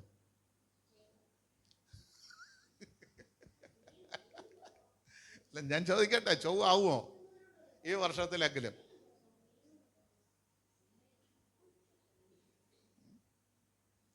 വളർന്നത് ചൊവ്വാകട്ടെ. ശലോമോൻ പറയുന്നു, എൻ്റെ ജ്ഞാനത്തിൽ എന്തില്ല? ഒരു വളഞ്ഞതിനെയും നേരെയാക്കാൻ വഹിയ. പറഞ്ഞ എവിടെ കിടക്കണ സഭാപ്രസംഗം 1:14 അല്ലേ? വളഞ്ഞതൊന്ന് നേരെയാക്കാൻ വഹിയ. എനിക്ക് ജ്ഞാനം തന്നു ദൈവം, ആത്മാവിനെ തന്നു, പക്ഷെ വളഞ്ഞിരിക്കുകയാണ്. ഇതിനെ ഒന്ന് നേരെയാക്കാൻ എനിക്ക് കഴിയുന്നില്ല. പക്ഷെ ഇവിടെ ലൂക്കോസിൽ യോഹന്നാൻ വിളിച്ച് പറയുന്നു, വളഞ്ഞതെല്ലാം നേരെയാകണം. അതിന് ഏലിയാവിൻ്റെ ആത്മാവ് വേണം. അടി കൊടുക്കേണ്ടതിന് അടി തന്നെ കൊടുക്കണം. മനസ്സിലായില്ലേ? നമ്മൾ ഈ പൂശി എന്ത് ചെയ്തിരിക്കുകയാണ്? ഇപ്പം മൊത്തവും പീയണിക്ക് എവിടെ പൊതഞ്ഞ്? ഇപ്പൊ ചോറും വാരാൻ നിവർത്തിയില്ല, പീയണിക്ക് എടുക്കാൻ നിവർത്തിയില്ല. പൂശി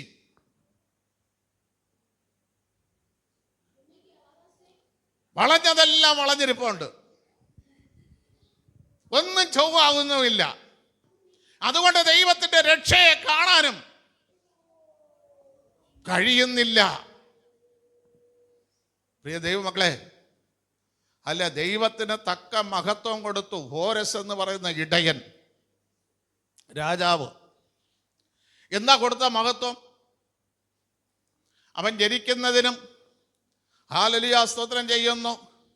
വർഷങ്ങൾക്ക് മുമ്പ് 399 വർഷം എന്താ ഒരു കണക്ക് പറയുന്നത്, ഞാൻ മറന്നുപോയി, പറഞ്ഞുതരാം, പിന്നീട് ഒരു ദിവസം പറഞ്ഞുതരാം. ആ ഹോരസിനെ കുറിച്ച് യിരെമ്യാവ് പ്രവചിച്ചു. ഹോരസ് എന്ന് പറയുന്ന ഒരു രാജാവ് വരും. അവൻ നിങ്ങളുടെ മനസ്സിനെ ഉണർത്തിയിട്ട് ഇടിഞ്ഞു കിടക്കുന്ന ആലയത്തെ നെബൂഖദ്നേസറിന്റെ പടയാളി നെബൂഖദ്നേസർ തീയിട്ട് നശിപ്പിച്ച യെരൂശലേം ദേവാലയത്തെ അവൻ പണിയും. അതിന് താല്പര്യമുള്ളവരുടെ മനസ്സ് അവൻ ഉണർത്തും എന്ന്. ഹോരസ് രാജാവായി കഴിഞ്ഞപ്പോൾ ഈ പ്രവചനം അവൻ്റെ ഉള്ളിലേക്ക് എത്തി. ജാതീയ രാജാവാ ഈ പ്രവചനം അവൻ്റെ ഉള്ളിലെത്തി. അവൻ അന്ന് ഓർഡർ ഇട്ടു, യെരൂശലേം ദേവാലയം പണിയാൻ മനസ്സുള്ളവർക്കെല്ലാം ബെത്ലഹേമിൽ പോകാം. ഇവിടെ നിന്ന് വന്നതുപോലെയല്ല. 4460 പേർ വന്നെങ്കിൽ 44,000 പേരെയാണ് അവൻ തിരിച്ചുവിട്ടത് ആലയം പണിയാൻ. ഹല്ലേലൂയ സ്തോത്രം. അപ്പം ദൈവം പറഞ്ഞു, യെശയ്യാ പ്രവചനം 44 അവസാനത്തെ 2 വാക്യങ്ങൾ വായിക്കുമ്പോൾ, ഹോരസ് എൻ്റെ ഇടയൻ,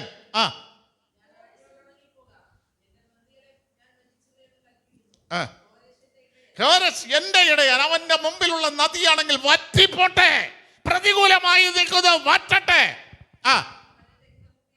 അവൻ എൻ്റെ ഹിതമൊക്കെയും നിവർത്തിക്കും.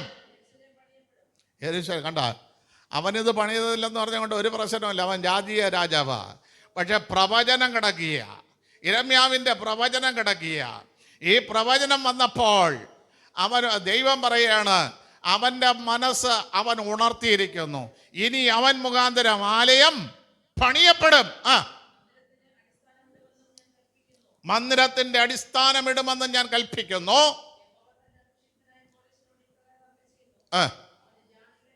കണ്ട, ദൈവഹിതം അവൻ ചെയ്യാൻ തയ്യാറായപ്പോൾ ജാതികളെ അവന് കീഴടക്കി കൊടുത്തു.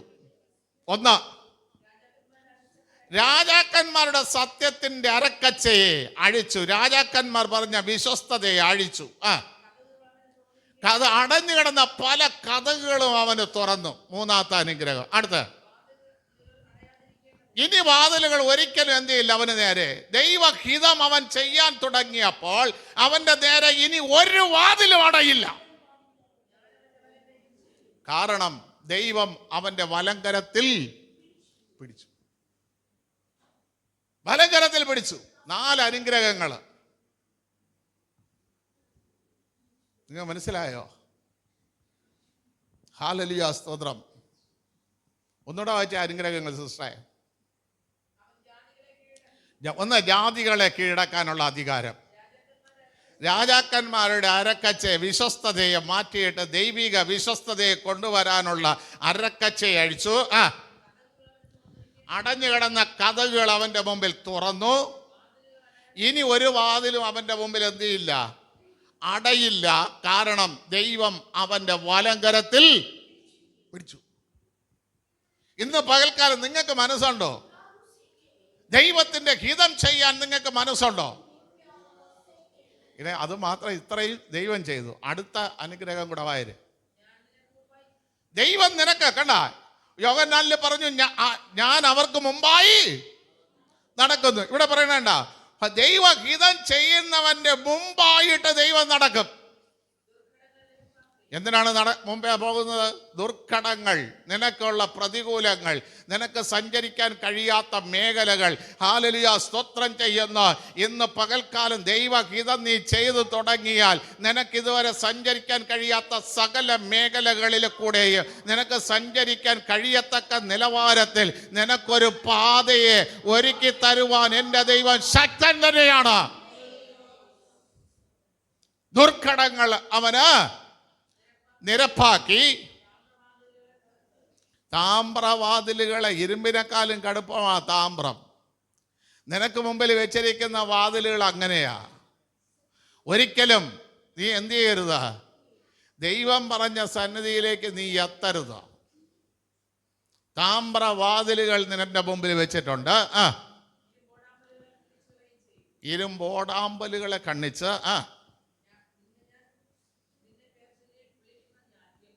കണ്ട, നിന്റെ പേര് ചൊല്ലി എന്ത് ചെയ്തു? ഓരശന്റെ ഇടയൻ. അവനെ ജാതി എന്ന് പറഞ്ഞ് തള്ളാതെ, അവൻ എൻ്റെ ഇടയനാ, അവൻ എൻ്റെ ഇടയനാ. ഹല്ലേലൂയ, സ്തോത്രം. അടുത്ത, ഇസ്രായേലിന്റെ ദൈവം തന്നെ നിന്റെ ഈ കൈ പിടിച്ചവൻ, നിനക്ക് വേണ്ടി വാതിൽ തുറന്നവൻ, നിന്നെ ജാതികളെ നിനക്ക് കീഴടക്കി തന്നവൻ, രാജാക്കന്മാരുടെ അരക്കച്ചയെ നിനക്ക് അഴിപ്പിച്ചു തന്നവൻ ഞാൻ തന്നെയെന്ന് നീ അറിയേണ്ടതിന് നിനക്ക് ഇതുവരെ കണ്ടെത്താൻ കഴിയാത്ത ഇരുട്ടിൽ വെച്ചിരിക്കുന്ന നിക്ഷേപം പിശാച നിന്നെ മറച്ചു വെച്ച് ഒരിക്കലും നീ അനുഭവിക്കരുതെന്ന് പറഞ്ഞ് നിന്റെ അവകാശത്തിൻ്റെ മീതെ ഇരുട്ടാക്കി വെച്ചിരിക്കുന്ന പല നന്മകളും ഇന്ന് പകൽക്കാലം ദൈവം നിനക്ക് വേണ്ടി തുറന്നു തരാൻ, ദൈവം നിനക്ക് വേണ്ടി തുറന്നു തരാൻ പിശാച് പറയുന്നു, ഒരിക്കലും നീ ഈ നന്മ അനുഭവിക്കയില്ല എന്ന് പിശാച് പറയുന്നു. നീ നിന്റെ കരങ്ങളിൽ ഈ അനുഗ്രഹം എത്തില്ല എന്ന് പറഞ്ഞ് വെല്ലുവിളിക്കുമ്പോൾ ആ വെല്ലുവിളികളെ തകർത്തുകൊണ്ട് നിന്റെ മുമ്പിൽ ഒരു പ്രകാശമായി ഇരുട്ടിനെ മാറ്റിക്കൊണ്ട് നിന്റെ അധികാരങ്ങൾ, നിന്റെ നന്മകൾ നിനക്ക് കൈവശപ്പെടുത്തുവാനായിട്ട് ദൈവം ഇതാ നിനക്ക് പ്രകാശമായി തീരാൻ പോകുക. ഇരുട്ടിലെ നിക്ഷേപങ്ങൾ, ഇരുട്ടിൽ മറഞ്ഞിരിക്കുന്ന ചില നിക്ഷേപങ്ങളുണ്ട്, അതൊക്കെ നിനക്കിന്ന് സ്വന്തമാക്കാൻ നീ തയ്യാറാണെങ്കിൽ ദൈവഹിതം നീ തിരിച്ചറിയ, ദൈവഹിതം നീ തിരിച്ചറിയ. ഹല്ലേലൂയ. ഇരുട്ടിലിരിക്കുന്ന നിക്ഷേപം, ഇരുട്ടിൽ മറച്ചു വെച്ചിരിക്കുക പലരുടെ നന്മകളെയും ഒരിക്കലും നീ അനുഭവിക്കരുതെന്ന് പറഞ്ഞ് പിശാച് അതിനെ ഇരുട്ടിൽ വെച്ചിരിക്കുന്നു. ഇവിടെ ഹോരസ് എൻ്റെ ഇരുട്ടിൽ വായിച്ച സിസ്റ്റർ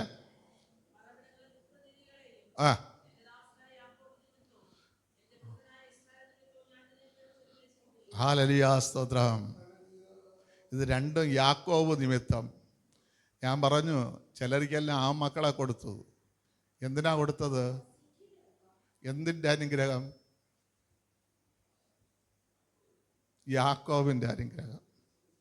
യാക്കോബിൻ്റെ അനുഗ്രഹത്തിന് നമ്മൾ എന്ത് ചെയ്യണം? അത് നിലനിൽക്കായി അപ്പന്മാർ ഒറ്റക്കിരുന്ന് മല്ല് പിടിക്കണം.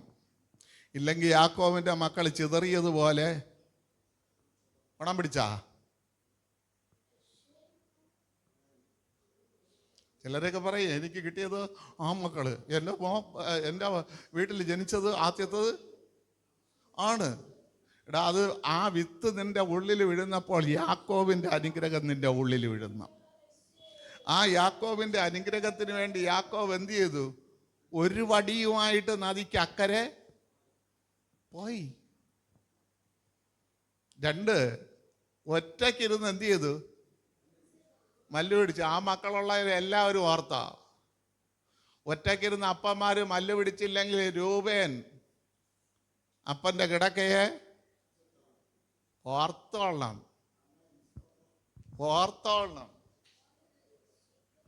ഒരു സാധനം കയ്യിൽ തരുമ്പോഴേ ഉണ്ട ഉരുട്ടി നല്ല അകത്ത് ശർക്കരയും അവലും ഒക്കെ വെച്ച് തന്ന്, പക്ഷെ പുറത്തെന്താണ്? അകത്തിരിക്കുന്ന അവലും കാണാക്കില്ല, തേങ്ങയും കാണാക്കില്ല, ശർക്കരയും കാണാക്കില്ല, മാവ് പൊതിഞ്ഞിരിക്കും. ഇതേപോലെയാ തന്നത്. അകത്തിരിക്കുന്ന കാര്യം കൂടെ എന്ത് ചെയ്യണം? നീ അറിഞ്ഞിട്ട് വേണം അത് കൈനീട്ടി വാങ്ങിക്കാൻ. ഇല്ലെങ്കിൽ പണി പാളും. തുടരെ കിട്ടിയ യാക്കോബിന്റെ 3 മക്കൾക്കും യാക്കോബ് ശപിക്കേണ്ടി വന്നു. ഇത് നമ്മൾ മറന്നു പോകരുത്. തുടരെ കിട്ടിയ 3 മക്കളെയും ശാപത്തിന്റെ മക്കളായിരുന്നു. രൂബേൻ, ലേവി, ശിമയോൻ. മറന്നു പോകരുത്. അപ്പന്മാരെ, ആ മക്കളെ കിട്ടിയ അപ്പന്മാരെ, ഒറ്റക്കിരുന്ന് മല്ലുപിടി, ഒറ്റക്കിരുന്ന് ദൈവത്തോട് പ്രാർത്ഥിയര്, ഒറ്റക്കിരുന്ന് ദൈവത്തോട് യാചീര്. യാക്കോബിന്റെ മക്കൾക്ക് വന്ന ശാപം എൻ്റെ തലമുറയുടെ മേൽ വരരുതേ എന്ന് ആദ്യത്തെ ആൺമക്കൾ തന്നെ വേണം. ഞാൻ എപ്പോഴും പറയും, ഇപ്പോഴും പറയും. കാരണം യാക്കോബ് പറയുന്നത് എന്താണ്? നീ എൻ്റെ ഭുജബലം, നീ എൻ്റെ വീര്യം. അല്ലേ? അനുഗ്രഹത്തിൽ വന്നത് കണ്ട.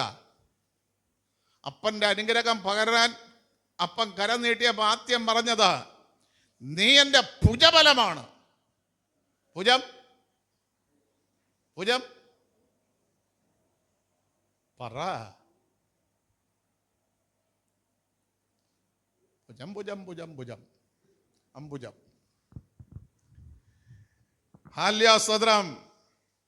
യെശയ്യാവ് ചോദിക്കുന്ന യഹോവയുടെ ഭുജം ആർക്ക് വെളിപ്പെട്ടു? ഞങ്ങൾ പറഞ്ഞത് ആർ വിശ്വസിച്ചിരിക്കുന്നു? അവൻ വരണ്ട നിരത്ത് ഇളയ തൈ പോലെ. ഈ ഭുജമാ നിനക്ക് കിട്ടിയ ആദ്യ ഫലം. ഏത് വരണ്ട നിലത്തും ഇളയ തൈ പോലെ വളരേണ്ട ഭുജമാ നിനക്ക് കിട്ടിയ ആദ്യ ഫലം. ഈ ഫലത്തിന് വേണ്ടി നീ മധ്യസ്ഥയുണ്ടല്ലോ. നീ രാക്കാലങ്ങളിൽ എണീറ്റിരുന്ന് ദൈവത്തോട് മല്ല് പിടിച്ചില്ലെങ്കിൽ ഈ ഭുജബലം നിനക്ക് എന്തായി മാറും? ശാപമായി മാറും. ഇത് മറന്നു പോകരുത്. തിരുവചന സത്യങ്ങളെ മനസ്സിലാക്കി അതിനുവേണ്ടി മല്ല് പിടിക്കാൻ നാം തയ്യാറാകണം. നീ എനിക്കുള്ളവൻ തന്നെ, നിന്റെ വലങ്കരത്തിൽ ഞാൻ പിടിച്ചിട്ടുണ്ട്.